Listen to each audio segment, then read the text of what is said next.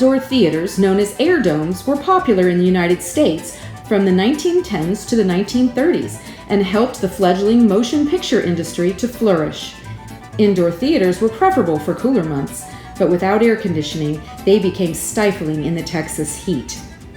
An airdome consisted of a fenced or enclosed yard.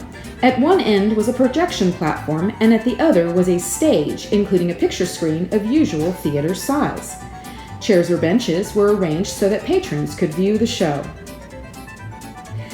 Jesse Warden opened the very first McKinney Airdome in 1910. It was so successful that within just 2 months, a second outdoor theater called the Happy Hour Airdome opened on North Tennessee Street. This new airdome was advertised as being 45 foot wide and 109 foot long, with steel and iron construction throughout, as well as being properly fumigated. One could assume that these details were indeed necessary improvements. Their first week was immediately sold out.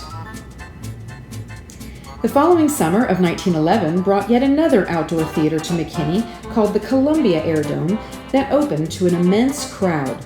The management was most delighted at the large number of ladies in attendance.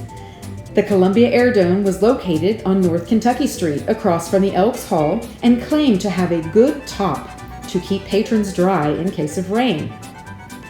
As airdomes were for seasonal use, every year saw new improvements and changes. Airdomes featured silent films, vaudeville acts, and dramatic plays, and were also used for community and benefit performances. Sometimes theaters of this era were called photoplay theaters, and a piano would have been present to accompany the performances. McKinney was known for its fine musicians, who were certain to attract many patrons. Silent films would arrive with sheet music, especially written for the motion picture.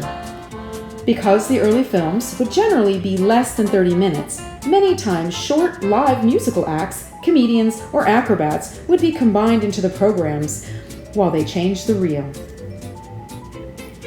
With the advent of early air conditioning, airdome theaters eventually fell out of favor, although outdoor film experiences would return once again in the 1950s and 1960s in the form of drive-in theaters. Perhaps it will soon be time for the outdoor theater to return again.